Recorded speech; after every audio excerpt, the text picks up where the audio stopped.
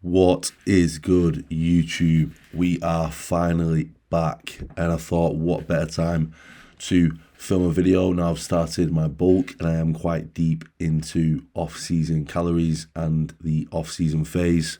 So unfortunately, I've actually got ill these past few days. That's why my voice sounds a bit raspy and a bit croaky, but we are going to take this time to get back on YouTube. That's why I've edited this video, because I've had a bit of downtime, or should I say a bit of time off the gym. I shot this video 2 days ago, was kind of feeling back in my groove because I got a decent leg session in and a decent chest session in this week. Prior to that, I went to Amsterdam, went on a night out with the boys and drunk quite a substantial amount of alcohol, which did set me back a week. So I was finally getting back in my groove, and then boom, we got the dreaded man flu that everyone seemed to have gotten these past few weeks. And I thought I was going to avoid it, but unfortunately I've managed to get it as well. But I'm just trying to stick to my macros currently, getting some really good foods in, loading up on the vitamins, vitamin C, lemon, and lemsips. So hopefully back in the gym as of, in a few days, and just kind of restart that upwards trajectory, because fitness isn't always going to be linear. We are going to have these moments and these times where, we fall off track or something like this sets us back, but we have to just work around it, be consistent with all our variables, and try to stay the course as much as we can, because it is a big test to see how bad we want our goals. So today I'm going to be taking you through a typical push session, predominantly chest bias. So this is my Monday push session. I like to start off this day with some sort of isolation movement. Typically when I'm at this gym, it is this pec deck, because it is absolutely fantastic to feel the pecs.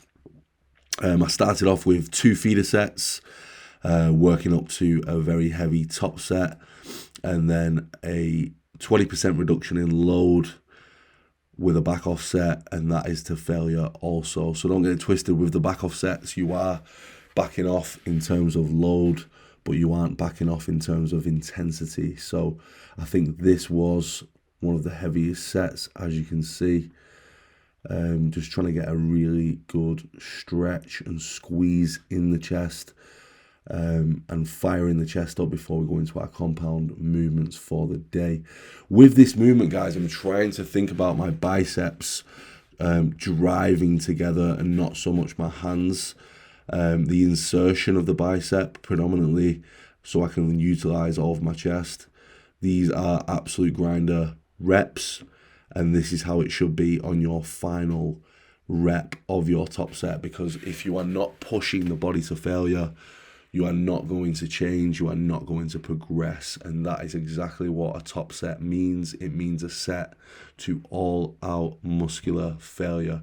I see far too many people, and I've, spoke to far too many clients, or watched video to assessments with my coaching app, and just seeing that these top sets are not being taken to all-out failure. So even if you've not got a training partner, ensure you're doing partials at the end.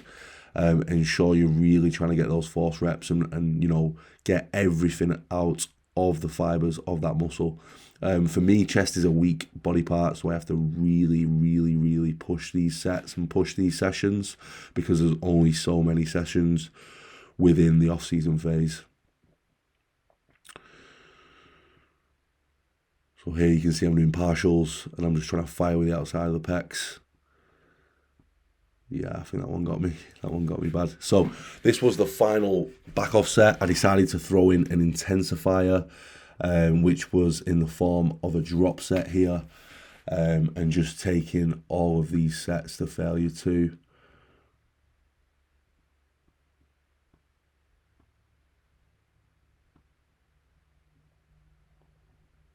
Again, with chest, guys, you want a slight arch in the lower back. You want the shoulders down, and you want to be driving through the pecs and not the shoulders and arms. A really, really good cue here also is to just keep your chin up. and think about, again, your biceps meeting together across the sternum, and driving those pecs together and utilizing all of the fibers.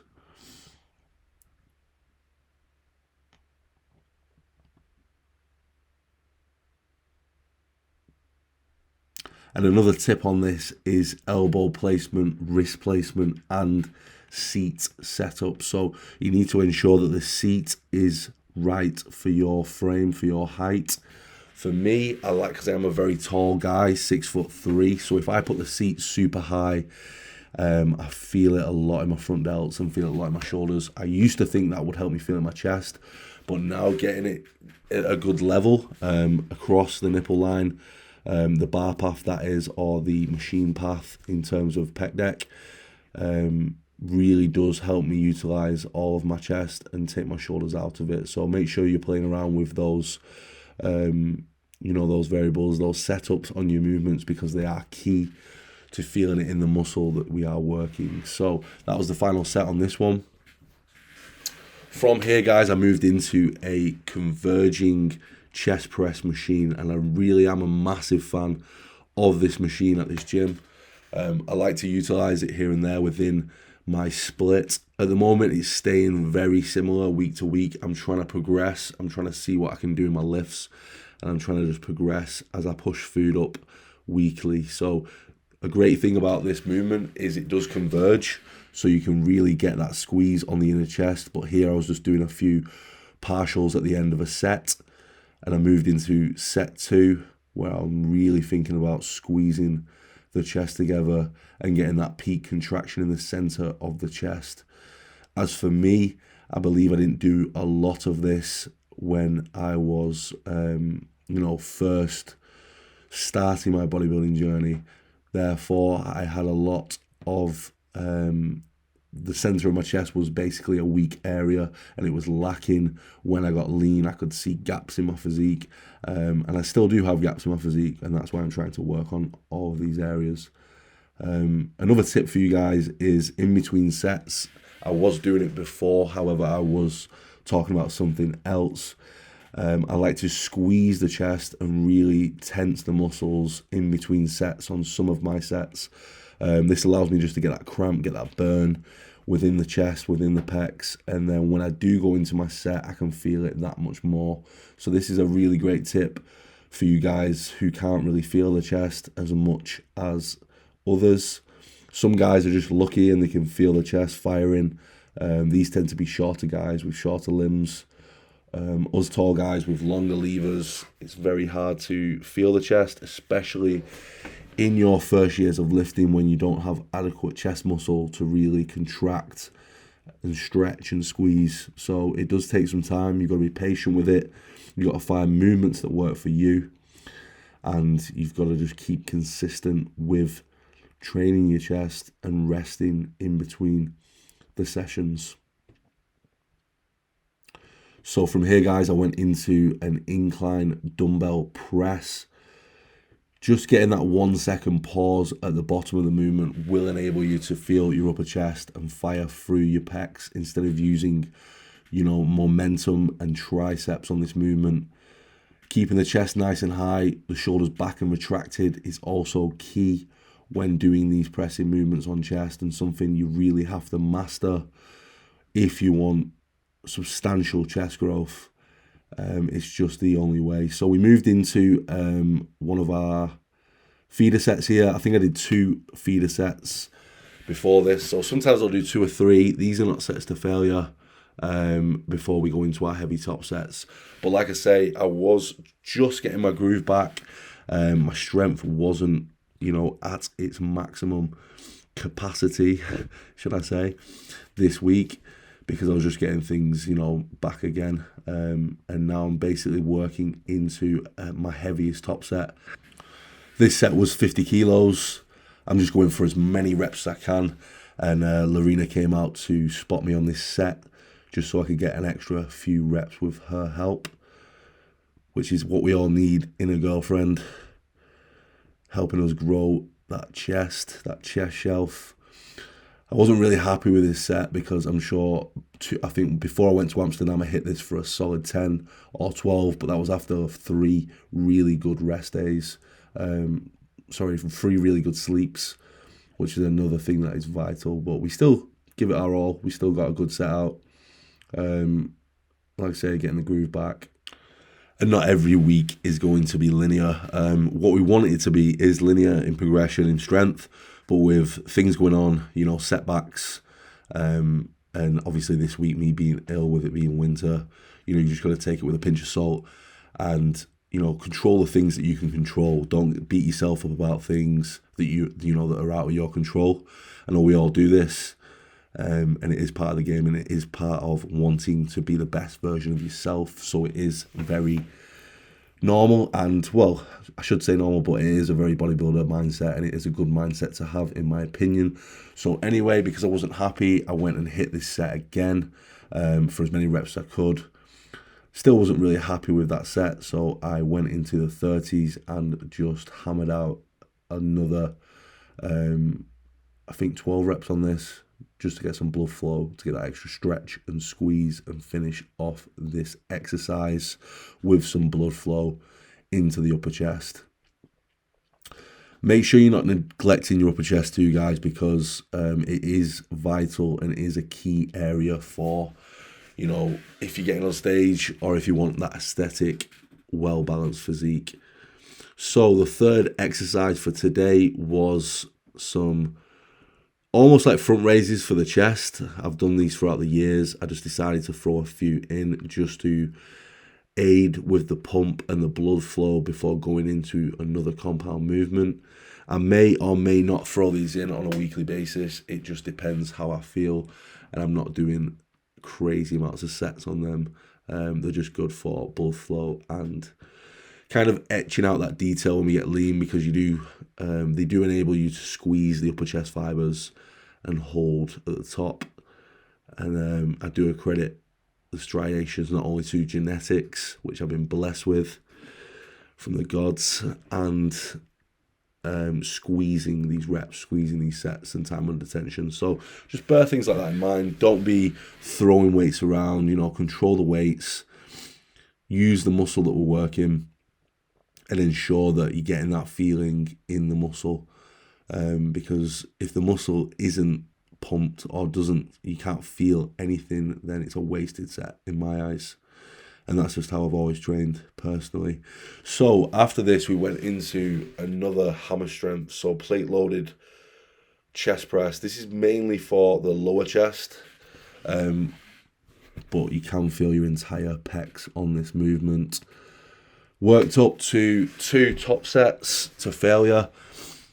Again, was feeling a lot weaker this week, but it is what it is, and we kept going, and we just have to keep attacking it. And furthermore, we carried on into some side raises for the medial delt. Something I've been prioritizing a lot on my weekly program is the side delt. This is something that you really need when, competing at a high level and just in general. But when you are competing on these men's physique stages, the V-taper is rewarded, and side delts contribute massively to that. And just adding that extra volume in now weekly, I've seen a big change in my delts, especially the side delt. My delts were very strong before, but since doing this, I feel a lot wider, I feel a lot more complete, and I think it's going to bring a really good look when I get lean again. Currently bulking right now, guys. As you guys, if you've been following me for quite some time, I have stayed shredded year round. I have stayed very, very lean for the majority of my bodybuilding career and my bodybuilding journey. And I do think that has played a bit of a downfall in my progression, because if you are constantly staying, around maintenance or in a large deficit for a prolonged period of time, performance drops. You get to a certain point where you can't really grow adequate tissue or a massive amount of tissue, and it is going to hinder your performance and your gains throughout the year. So I've finally decided to commit to a bulking phase, and grow some 7D delts because they're looking a bit 3D right now. So that's the aim. You know, we've got weak points everywhere. We're trying to bring everything up. So it makes sense now to commit to filling in these gaps in the physique and really push food, push rest, and push heavy weight, because we haven't really been able to push heavy weight for a long period of time. And then, you know, I believe you have to be in this growth phase for an adequate amount of time to let the muscle stick. And I've never really done that. So it is time to do that. It is time to take it to the next level. And that's what I plan to do over these next few months for next season. So finally, we went into a sprinkle of triceps. I've been favouring the standard basic movements at the moment on triceps. Just really trying to build some thickness in the lateral head, predominantly with this push down. I do tend to use this bar when I'm at this gym because it just puts a slight angle on the bar and it allows you to really drive through the triceps and keep the elbow fixated to get a really good stretch on the tricep. Something that I think I was missing years ago. I didn't really prioritize that stretch on tries. I just let it kind of come to parallel and then press back down. And then finally something for the long head, an overhead tricep extension. You can do this with a rope. You can do this with D handles. You can do this with a bar. You know, you've got to try things out and see how you feel it within the muscle and play around with the, you know, the bar path and the elbows and the wrists, because all of this does make a big difference. Make sure you're controlling that negative and make sure you're squeezing through the triceps. So this was the majority of the workout today, guys. I'm going to start filming some more workouts for you guys, even if it's alone. They're not going to be fancy, crazy edits, but we are going to get some good footage in to show you what I am currently doing on my split. And if you guys want to see some more training footage, you want to see other things, just let me know. I know a lot of you want to see what I do for abs. This was one movement today because I had a bad knee. I would usually do this kneeling, but I do feel it standing too. You just got to really blow all the air out of your stomach at the peak contraction and ensure you're using the midsection to move the load. So I hope you guys enjoyed this video. I hope you got a lot of tips in terms of my training and just gain a bit of an insight into what's been happening these past few months and what the plan is moving forward. I appreciate your support, and then tune in for the next one, guys. Peace.